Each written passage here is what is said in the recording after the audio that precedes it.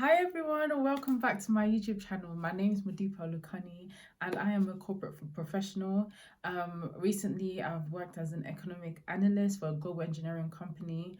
And yeah, if you're new to my channel is all about corporate life, helping graduates get a greater job opportunity, giving kind of life advice, lifestyle and more. So yes, please subscribe if you like this type of content.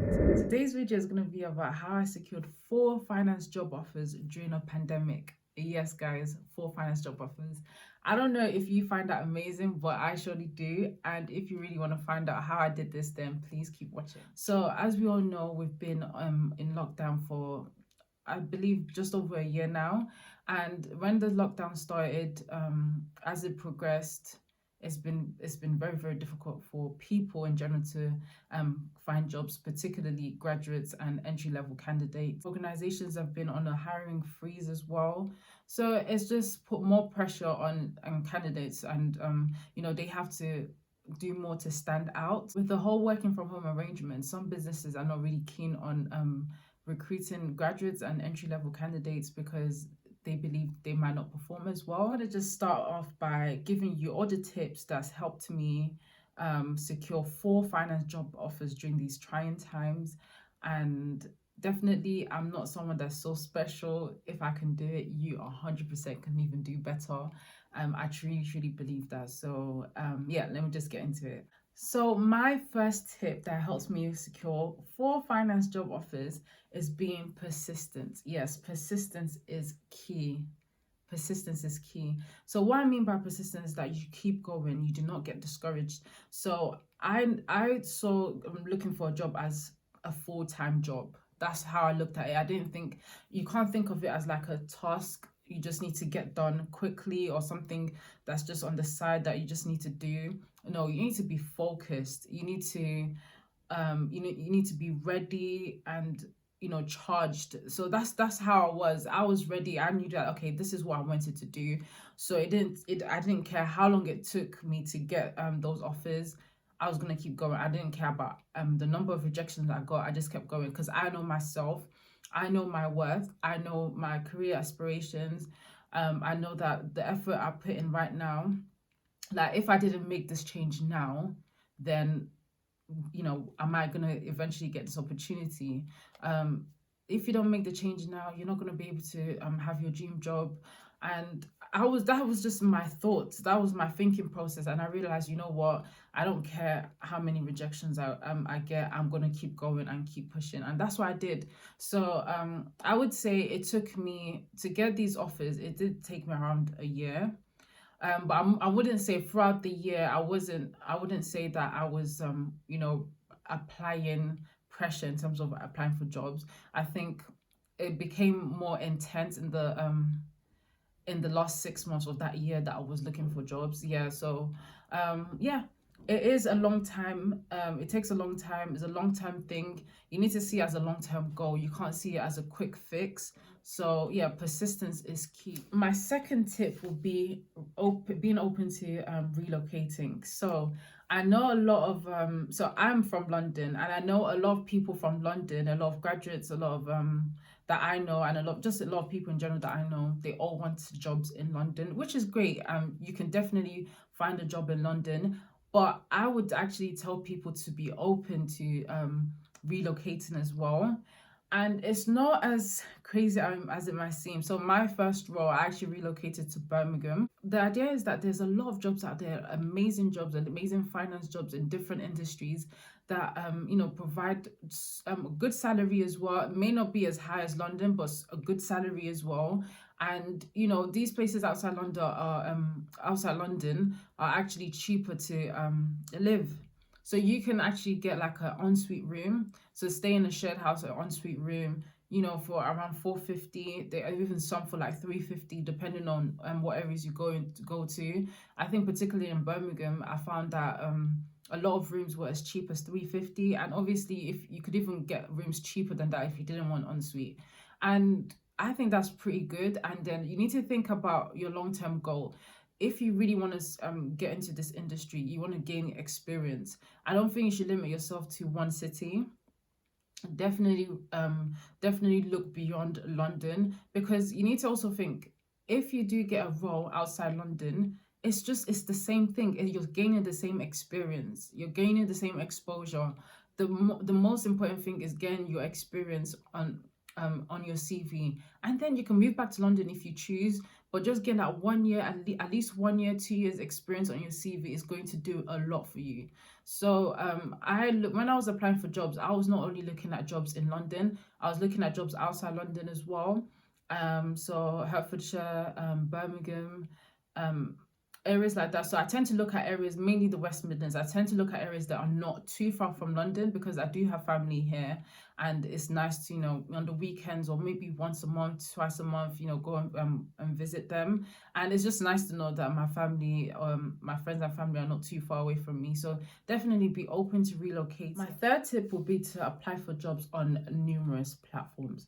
So when applying for jobs, I was looking, my go-to platform was LinkedIn. There were many jobs on LinkedIn.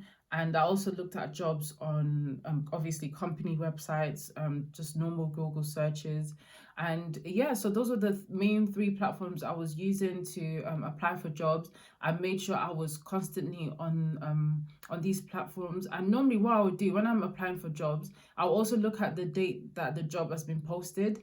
I usually apply for jobs that are not, they have been posted no longer than like 2 weeks ago, 3 weeks max, if I feel like it's a really good opportunity. If it's been if that job posting has been there a month or longer, I tend to not apply for it. So when you're applying for jobs, just make sure you use all those platforms, and you're looking at the dates that job has been posted, because it may well be that they've moved on in the application process, and you don't want to waste time. And yeah, definitely I applied for jobs a lot throughout the day. Anytime I had free time, I was applying for jobs.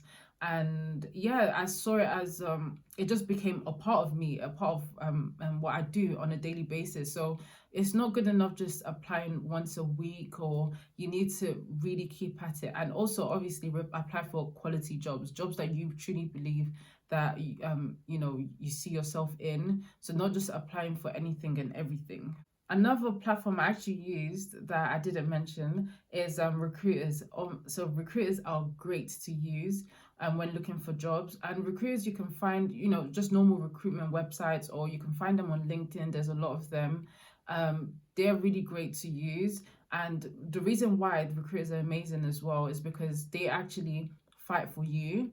So they have the client, and they can talk to the client about the candidate. So what you want to do is that when you're talking to recruiters and sending your CV to them, you want to stand out. So when I email a recruiter that yes, I'm interested in this role, go as far as emailing them, setting up a meeting, a face-to-face meeting, a video call, just to kind of explain your background, what kind of jobs you're looking for, why you're ready to make that move into that industry, or why you want to start in that industry, what experience you have, your motivations for applying.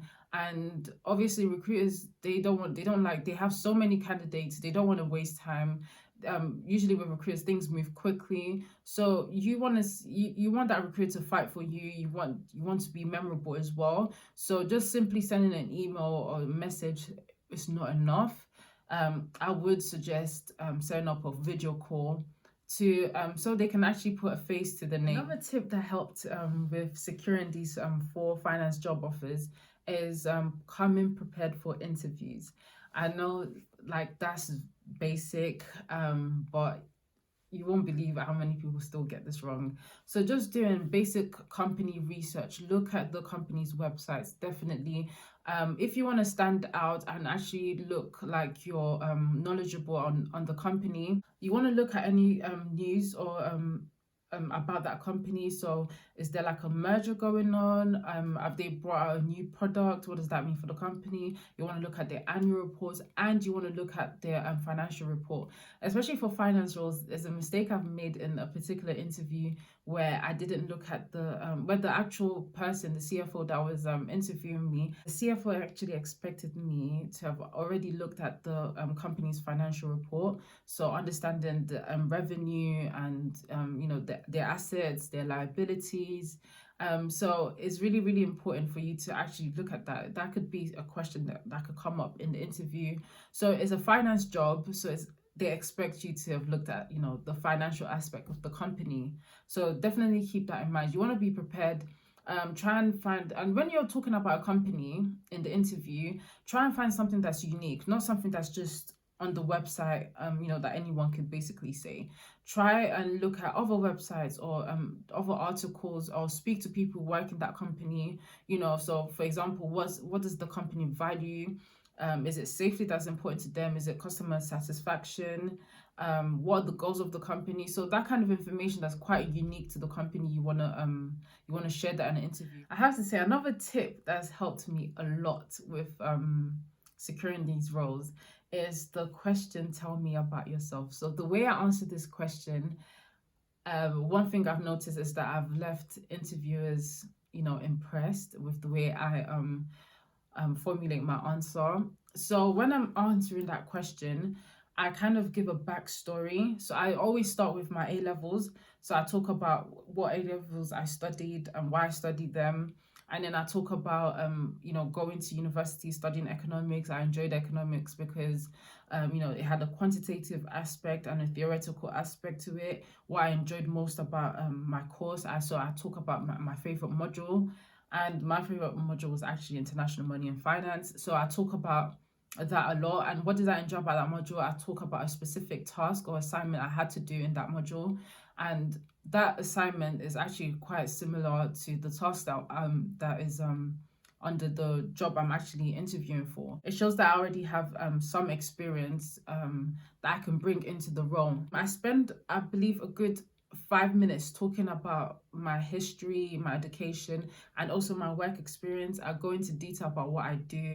When you're talking about yourself, you want to relate it as much as you can to the job description. So I know with most of the finance roles, they want you to have good Excel skills, some understanding of financial statements. So you want to present that in the interview when you talk about yourself. So yeah, so don't be shy to talk about yourself in such a high manner. Like I'll be saying that, oh, I went from studying economics at the University of Northampton to study a master's at a Russell Group University, while also working a part-time job as a receptionist. These are the things that's going to stand out to your future employer, because it just shows that you can take a challenge, you can work well under pressure. So these are the things you want to do. You want to, when you're talking about yourself, when they ask you, tell me about yourself, you want to sell yourself. You want key, like, headlines. You want them to think, oh wow, this person's really smart, this person's really hardworking. So yeah, that's one thing that really stood out to employers when in interviews. So my last tip would be to sound enthusiastic about the opportunity. So what specifically do you enjoy about what specifically do you like about the job description, about the company? What's attracted you to that team? So talk about it. So for example, roles I've applied to in the past, I would say that, oh, I like the fact that the role has a good balance between technical accounting, or technical aspect of the role, but then also there's a lot of business partnering, talking to different stakeholders. And yeah, it just shows that the role. These employees, they want to employ somebody that's going to stay there long term. They want you to be comfortable, they want you to enjoy what you do. So you need to show them that you understand the job description, that you're the right candidate for the role, and that you'd be good at the role. So you need to sound enthusiastic about the opportunity. What do you like about the role? Why specifically that company?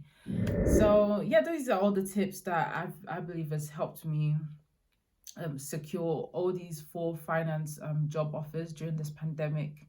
And I really hope you enjoyed the video. Please don't forget to like, comment, and subscribe.